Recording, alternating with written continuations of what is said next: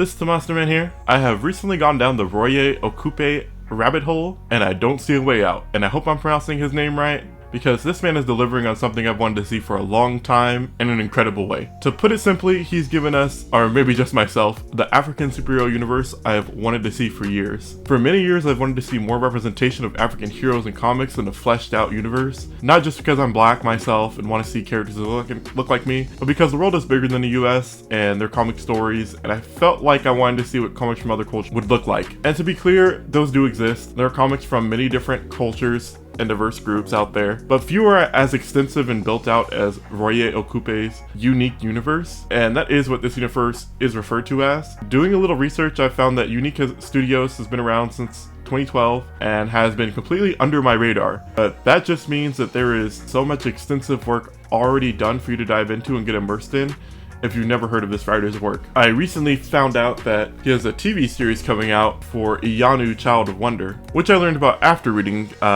the comic I actually want to talk about today. But this just goes to show that this man's doing a lot of work and starting to get the recognition he deserves, and I just want to hop on that bandwagon because this is truly a fun comic and a fun time. So today I wanted to talk about EXO Volume 1, which is the intro to the superhero universe that the YouNeek universe is building out. But as I mentioned before, this is a rabbit hole. This comic universe currently includes the Aloris, this universe's Justice League or Avengers team, Malika Warrior Queen, Iyanu Child of Wonder, as I mentioned before, the Windmaker, and the Asiri. The collected editions of each of these comics averages about 300 pages of content, and the more you read, the more interconnected the world begins to feel. So much so that I debated starting to cover this with Malika Warrior Queen, as her story takes place in the far past, the 15th century to be exact, and the events inside have a cascading effect on all the characters in the universe. But I've decided the author likely intends for you to start with EXO, as it is a more traditional superhero origin story that leads into the future of the universe, and for me was the perfect segue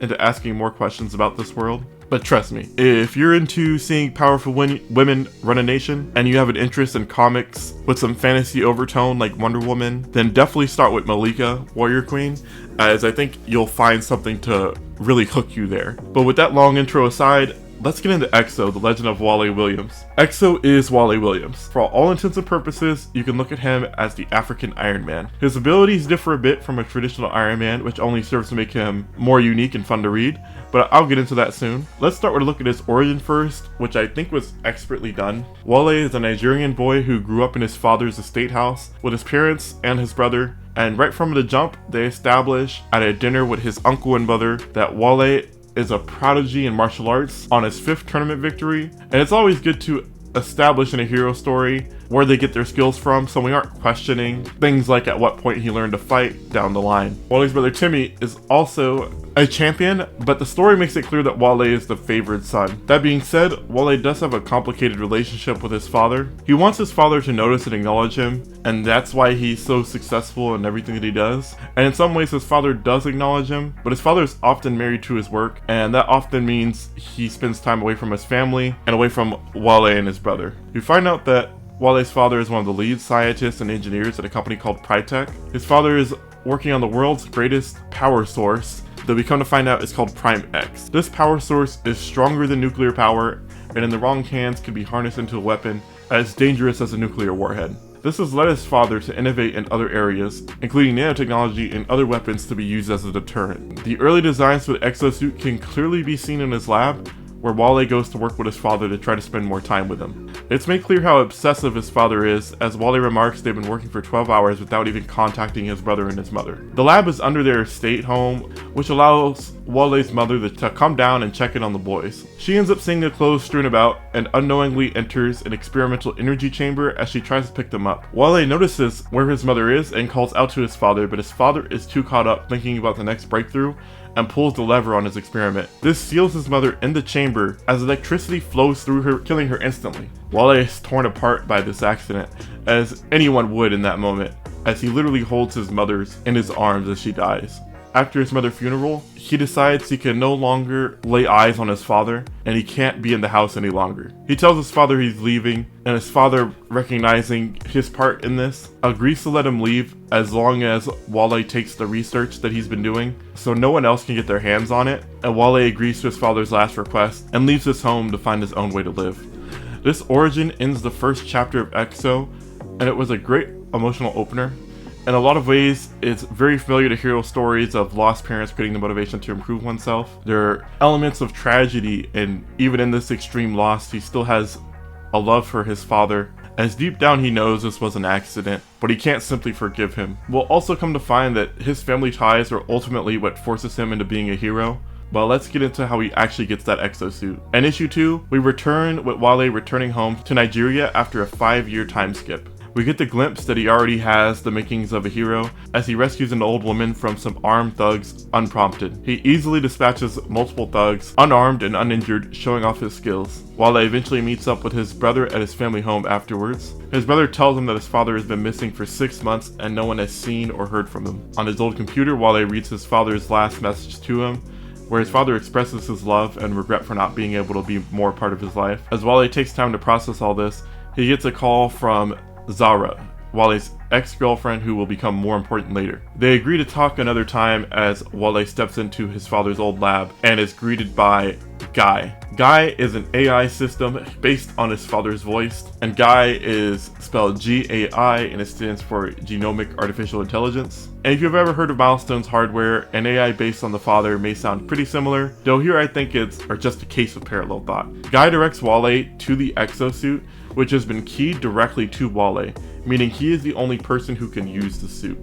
Wale meets up with his brother and his best friend Benji the next day and tells them about the suit and how he never plans to use it. It's here where I want to point out the Nigerian slang and different bits of the language dotted all around the comic, and the author is careful to always leave little translation notes for this to clarify the meaning of the language when it appears, and I love little details like this. It makes the comic feel a little bit more authentic and real. People who are bilingual like to incorporate each language into their conversation as they're talking, and I love getting this little bit of insight into a language I'm unfamiliar with. Unfortunately, Wale's chat is interrupted when an attack on the public by several laser shooting robots starts up outside. The robots quickly spread out and head towards Wale's house, limiting his choice in using the exosuit. As Timmy and Benji run for cover, Wale runs into the lab to get the suit. Guy proves its usefulness as an AI by guiding Wale in combat, easily helping him dispatch the drones using the onboard weapons of the suit. Unlike Iron Man's repulsor tech, Wale's suit uses gravity manipulation to create force fields and energy blasts, which gives his abilities a bit of a unique flavor, with abilities like blasting away enemies with one touch, but he primarily sticks to energy blasts and force fields, but I'm not mad at that.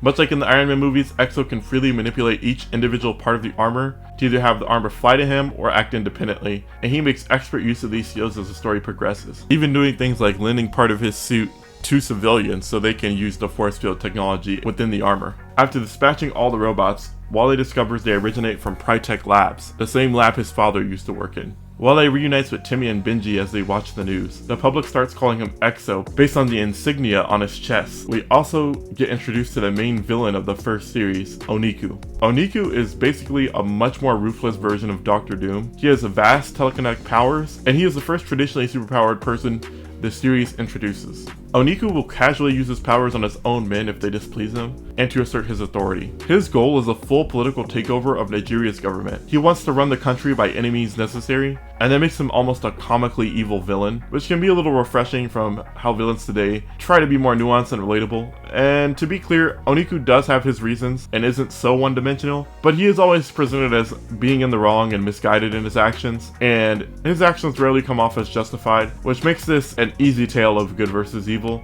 against an extremely powerful foe. Someone who can literally move anything with just a thought would be an extremely difficult opponent for anyone to take on, and Oniku is actually played as threatening as that sounds, which is another reason why I love this universe. As Wale watches this news, he has doubts about getting involved with this political conflict, but Timmy tries to push him to act since they are abusing their father's technology. Timmy has become an activist while Wale was away during those 5 years, and he feels strongly about protecting the country. The argument ends in a stalemate with Wale not wanting to budge, as he believes his duty is to protect Timmy and the people around him and not the country as a whole, along with the element of not asking for this responsibility in the first place. The next day, Timmy attends a protest against Prytech and their destructive bots when the rally is invaded by Prytech's defense drones. We get a glimpse at Timmy's skill as he takes out one of the drones by himself unarmed. However, he gets electrocuted in the process, putting him in a coma. This is the last straw that gets Wale to make his move against Prytech. He resolves to end the conflict with Prytek in one night, attacking the headquarters directly. We see Oniku in Prytek headquarters as he reveals how he's involved with Prytek. He actually tried to make them look like the villain to motivate more people to join his regime, when in reality he plans to use Prytek's technology to form his own army to overthrow the government in one overwhelming attack. In order to get his army, however, he needs a sample of Walle's blood. We come to learn that Walle's blood contains his father's greatest invention, Prime X. Walle has been injected with nanites that contain Prime X, and this likely happened right before he left, and this is what his father meant by taking his work with him. Prime X is a source of nearly unlimited energy. In many ways, Walle is like a walking nuclear reactor, and his suit is actually powered by the Prime X in his body. This, on some level, makes Walle a superhuman even without his suit. However, he has not yet learned how to harness his powers without the exosuit. Having the Prime X in his body does give him a passive healing factor,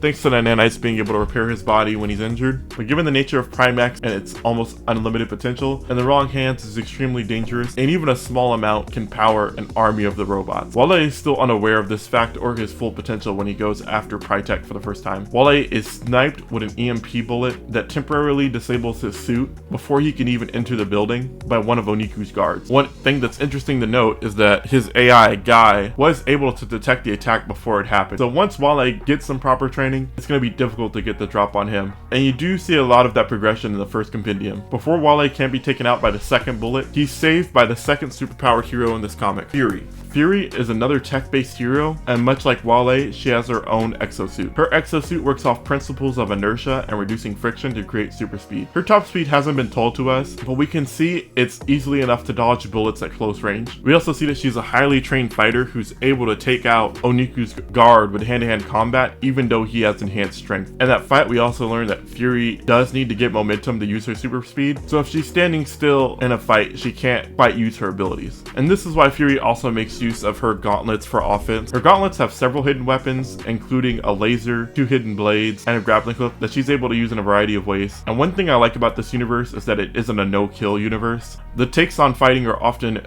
grounded in the YouNeek universe. This means that Fury's blades aren't just for show, and she is willing to use them to take out her enemies when it's called for. When reading a comic from DC or Marvel, sometimes you don't know if killing is even on the table for the story, and frankly you tend not to expect it given the nature of the big companies never want to get rid of your characters. And I'm happy to report that you do have to be prepared for anyone to go out at any time in Roye's universe. This keeps the tension high and keeps me on the edge of my toes with any fight, especially because characters like Fury and even Exo himself don't seem invincible compared to some other comics universes' flagship heroes. Walle's nanites are able to reboot his suit after being saved by Fury, and he charges in, prepared to confront Oniku. Fury tries to get Walle to not fight him, as she knows he's not ready, but Walle is only thinking about his brother, who was put in a coma and is fully enraged. He tries to blast Oniku, who effortlessly blocks the attack with his force fields, and it's here that we learn that Oniku is not only powerful, but is also a great fighter, as he simply lets Walle get into close range and dispatches him with just fisticuffs. And remember, Walle is a trained fighter, and yet Oniku makes this look easy. Fury tries to intervene by surprising him with super speed, but Oniku catches her with his telekinetic powers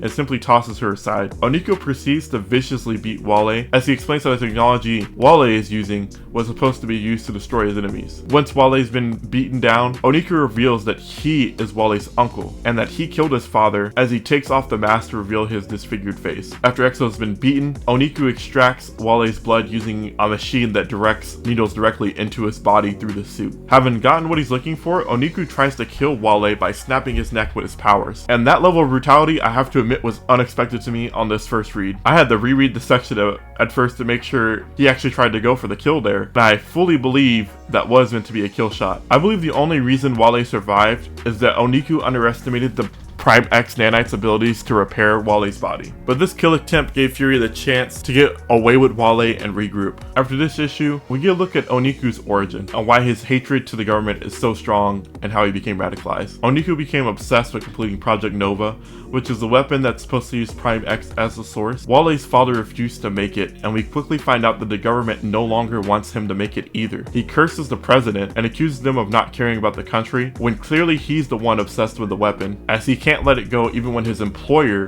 doesn't want him to make it. The Nigerian president tells him they're cutting loose ends and they send a hit squad to kill him. They rain bullets into his house, but Jide, which is Oniku's real name, survives. However, Jide's only daughter is killed in this silencing attempt. Jide lays low until the next day and forces his way back into the Prytech offices. Now desperate to complete the Nova project before the government tries to silence him again, he tries to force the creation of Prime X with little testing, and this results in an accident that mutates his DNA, disfigures his face, but gives him incredible powers. He runs to master his abilities and begins the plan to take revenge on the government that tried to end his life and took his daughter from him. You do have to wonder why they didn't try to kill the other scientists, but in my headcanon, it's simply because they were loyal to the governing regime. Walle's father clearly did not want to make the weapons, and neither did the government. Jide was clearly at odds with the establishment from the beginning, and it's likely he always planned to overthrow the governing body once the weapons were made, regardless of what they did to him. So it makes sense to me that they would try to silence him, but keep Walle's father and Zara's father, as they were some of the best minds in the country. With Wale recovering, he finds out Fury is Zara, his ex, and a lot's happened to her while Wale was away. She underwent training that gets expanded on in later comics that I'll just say have some roots in what took place in the 15th century with Malika, but I won't go into any further details in case you want to learn for yourself how she got her skills. And we find out that Fury's taken him to her father's hideout. Zara's father knew Wale's dad, and they worked together on the exosuit and several other inventions.